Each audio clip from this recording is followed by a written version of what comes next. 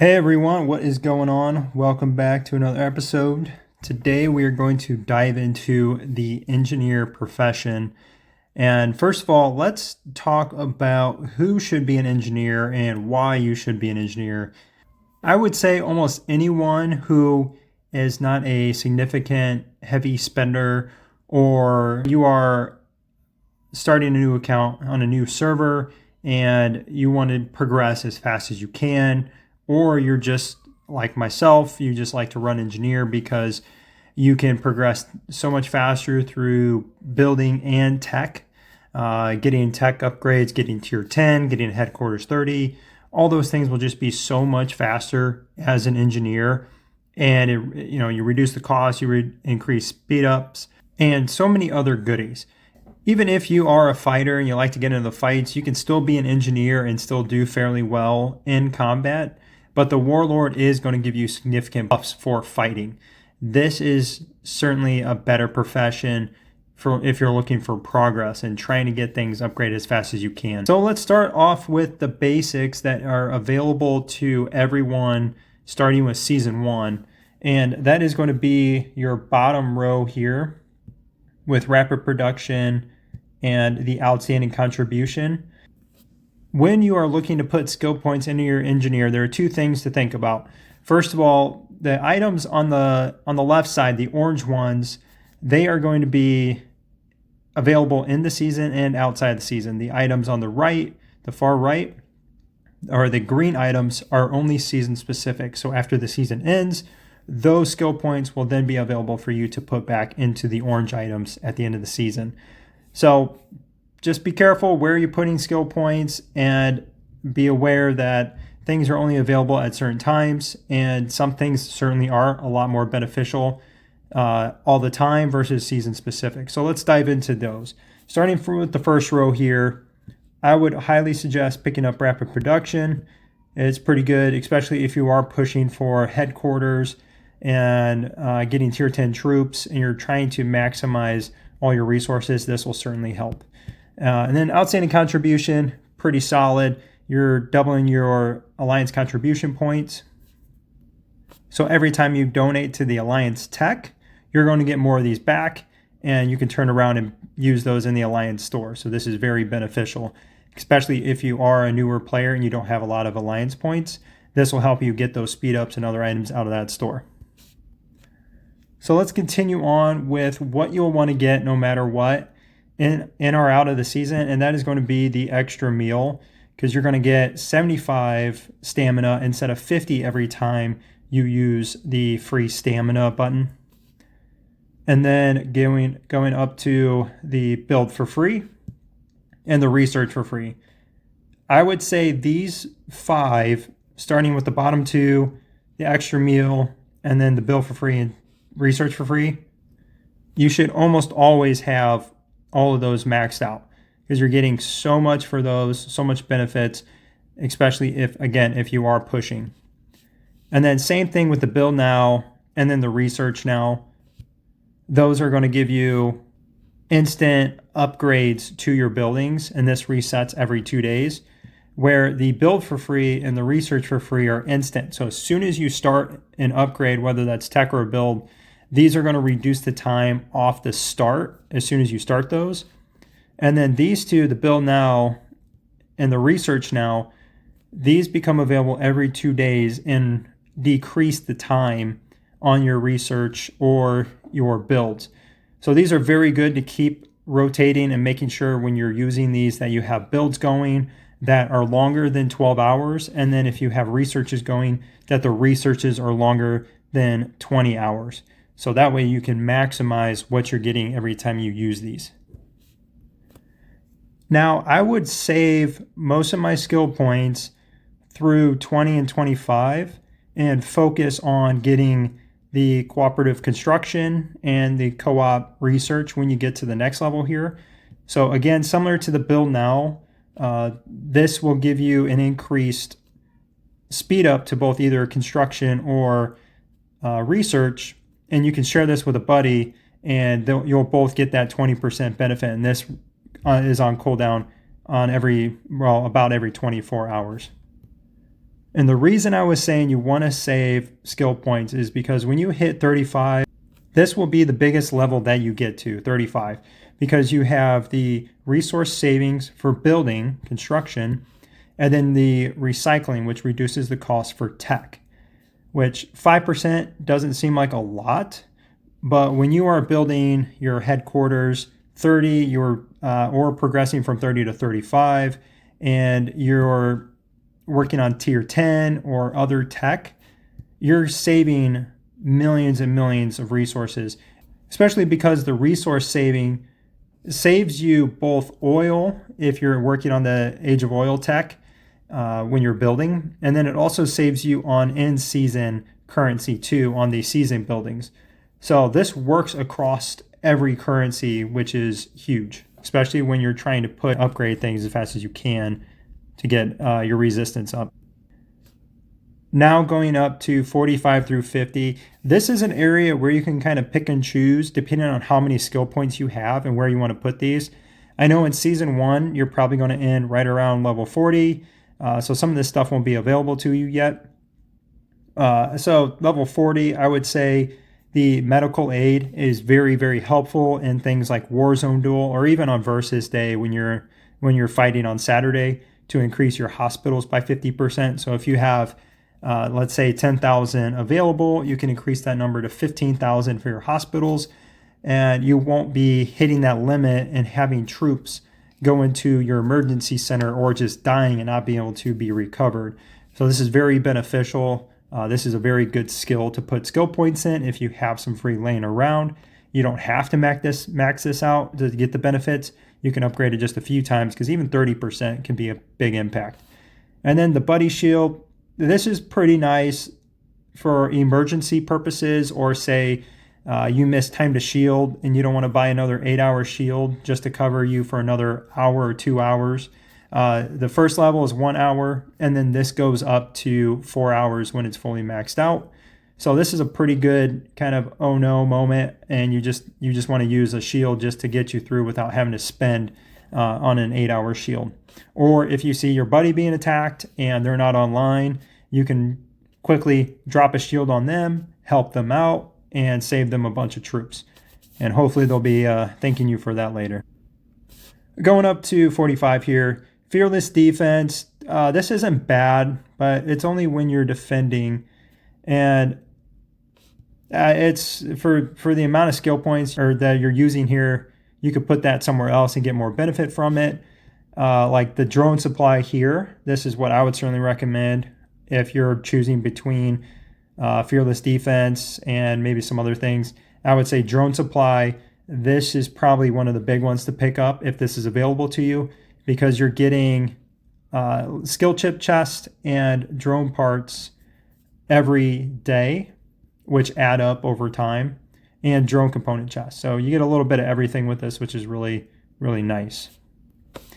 For the 50 row, this is probably one row you can certainly skip. The random visitor, you don't know what you're going to get. It could be a basic level survivor, or you can get really lucky and get a gold level survivor, but it's so random and it costs so many skill points to get. I would not say it's worth it.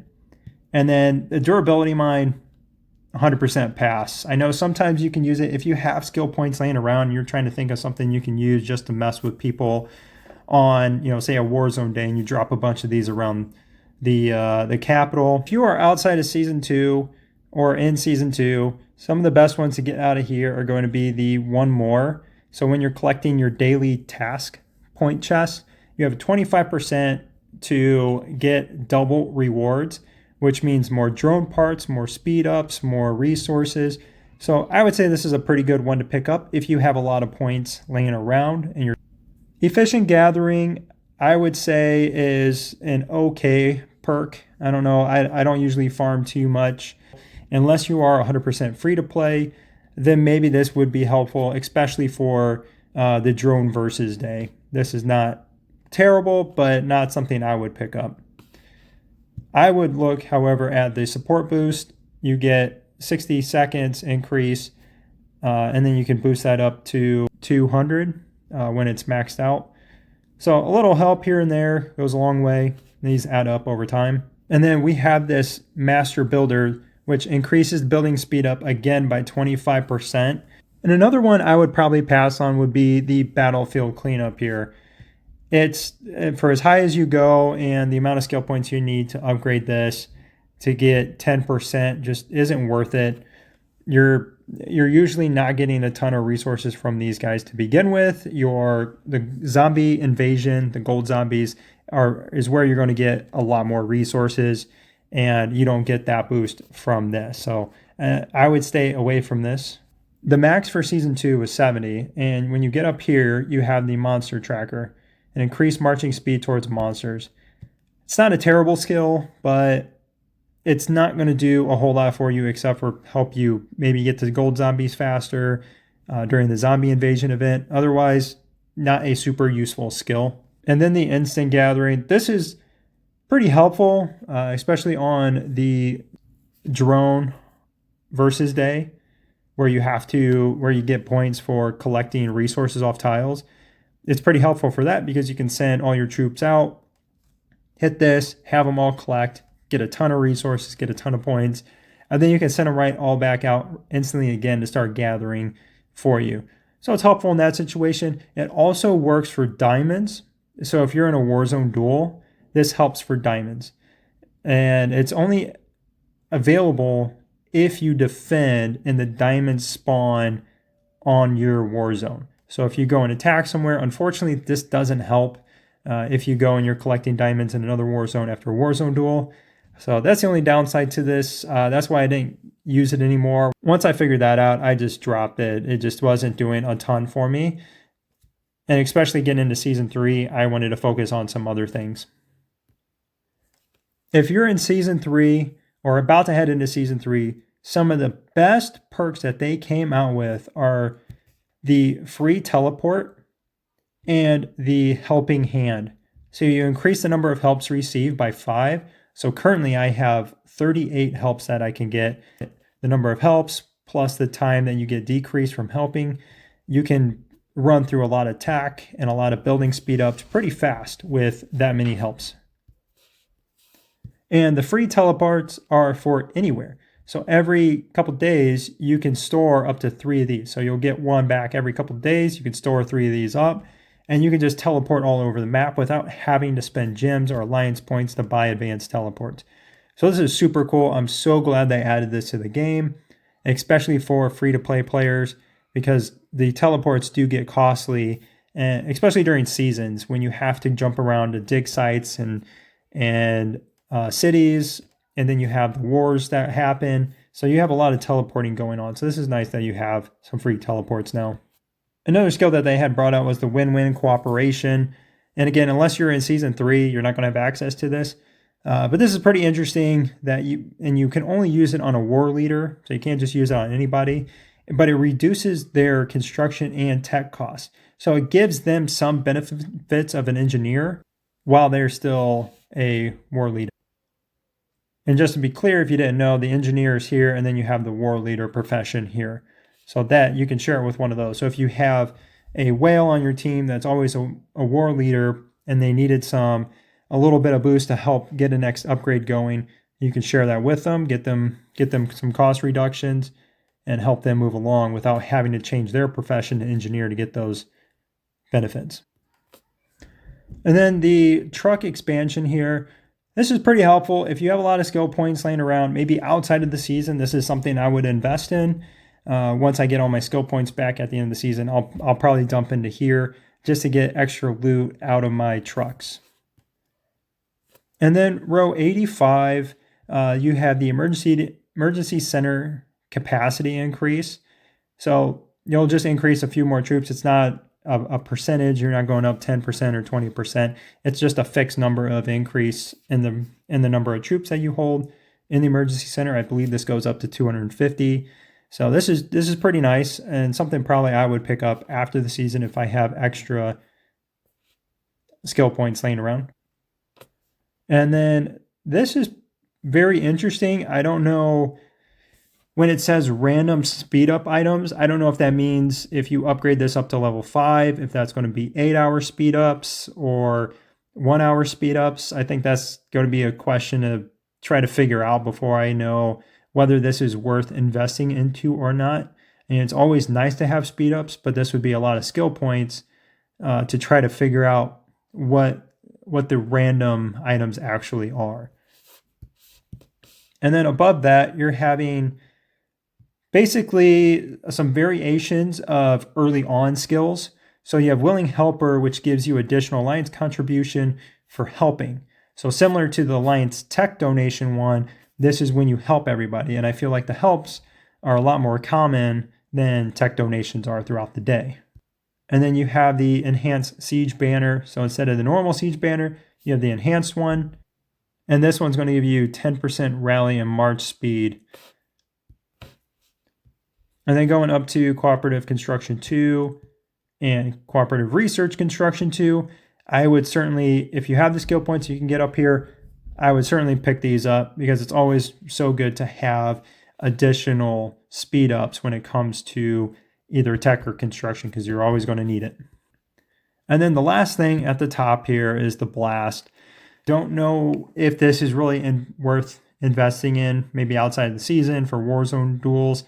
If you are maybe a low-level player and you're not really going to be attacking, you can drop in, use this, and maybe do a bunch of damage to players that you won't be able to typically hurt if you were to attack them. So I would say this would be a very situation-based item to use, and I don't know if I would use it. And then you have One More Time. I think this would be a pretty good one to pick up if you have a lot of extra skill points. But this has the potential to reset one of the hexagon skills. So that means things like the Cooperative Construction, Speed Up Box, and then scrolling down here, Instant Gathering, just anything that has a skill. This has the potential to instantly reset it so you can use it again. There are a few of them that would be great to use, or if you knew that it would reset it all the time, it would be just amazing to use. Something like the Research Now would be fantastic. But if it's random and you have, say, 10 of these skills unlocked, you may not get the ones that resetting that you want to reset. So that's the only downside to it. You don't know what it's going to do or when it's going to do it. So let's go through the season-based skills and what I would recommend in the season. First of all, the Siege Mastery. I would certainly recommend this to most engineers because it's going to give you the opportunity to help take cities very, very fast and do a ton of damage. And when you do that, you'll get a chance to get a lot of diamonds. If you're first in taking a city in siege damage, you'll get 2,500 diamonds. So if you capture 2 cities every day, that's a potential of 5,000 diamonds. And then mix that with the increased profession XP for damaging city durability. You're increasing the damage and you're getting more experience for doing so. So highly recommend mixing those two up until maybe your profession is nearly max or close to max and you're going to reset your skill points. Then you could probably drop that at the end of the season if you're doing that. And then same thing with the Siege Mastery. That's up to you if you want to keep it outside of the season. It helps you burn other bases faster. So if you're attacking, say, in a Warzone duel and you're trying to clear out bases from around your capital, this will help you clear them out faster. And then same thing with the Siege Banner. This is going to increase the durability damage that you do. And again, if you want to keep it outside the season, you can, but it is a lot more beneficial during city captures and during alliance center attacks when you're trying to burn somebody's alliance center down, like in season 2 or even in season 1 when you're taking cities and dig sites, and then in season 3 when you're taking alliance centers and the other buildings. This is very helpful for that because you're doing more damage to it and you're going to be able to burn through it faster. Outside of the season, it's certainly not used as much. And then Rally Rush. I didn't mention this earlier just because it's a skill. If you want to use it, you can. If you want, it just helps you get to rallies and return from rallies a lot faster. Very good for in season when you're trying to do a lot of rallies for attacking the Doom elites for the season to get resistance, and for capturing dig sites. So going along the right side here now, the combat experience, this one probably not as beneficial as your building inspiration. I would say if you're going to put anything to this, don't max it out. I would put only maybe 1 or 2 because you're going to slow down on the number of zombies that you attack. So this kind of falls off. But the increased building experience that you get is going to be beneficial later on as you get more season experience, the higher the levels are on your building. So if you upgrade from 25 to 26, you're going to get significantly more experience than when you built a 1 to 2. And this extra 15% on top of that will help even more. So this one to me is always a must. The double exchange is good towards the end of the season when you needed more of the resource that you got from getting the first blood on the Doom elites. In our season, that is Mithril. So for me, it's going to start getting harder to get Mithril than it is for the Sacred Water. So I'm going to have a lot of Sacred Water, and I want to turn that into Mithril. So I'll start picking this up here soon so I can change that, because we have buildings like this that require both Mithril and Sacred Water. And the Mithril is going to be harder to come by. Outside of that, there's not a lot in common between the 3 seasons, besides maybe this skill right here. So in Season 3, it's called Double Conversion, where we're helping allies convert protectors. In Season 1, it helps you clear virus from your allies. In Season 2, it helps warm up your allies. So same skill, just different things that it does in the different seasons. And I would say, yes, you want to acquire this. The Professional Insight, I would say pass on this for the experience that you get later on. It doesn't benefit you as much. And then if you are in Season 3, this skill right here to get the Protectors is probably a pretty good one to pick up. And then the Sandstorm is pretty good too, which you'll be able to use for attacking and defending and slowing down your enemies. And then the skill to get the Sandworms is pretty good. And this helps you get more Protectors. When yours die, you get 10% of them back. And then this does more explosive damage when your Protectors die in battle, which kills more enemy units. This one, the Sandworm Trap, I think this is better than some of the previous season. This actually traps an enemy in a Sandworm, and they can't attack or do anything until the Sandworm is beaten. So very similar to the Freeze Mine in Season 2. And then going up here, you get a discount, a trade discount of 10% in the trade store. And then you have the Summon Mummy skill, which I think is going to be pretty interesting. I have not unlocked it or used it yet. I'll probably check it out here when I have more skill points. But that is pretty much it for the Engineer. I know there's some variations between what we have available in Season 3. It might be different from what you may have in Season 1 or Season 2. But for the most part, a lot of the first 40 levels on the left side, the orange side, is going to be pretty similar. And again, getting anything that helps increase your speed, reduces the cost, are things that you want to look for an engineer. That is why you pick this profession. I hope this video helped and make your decisions on what to focus on.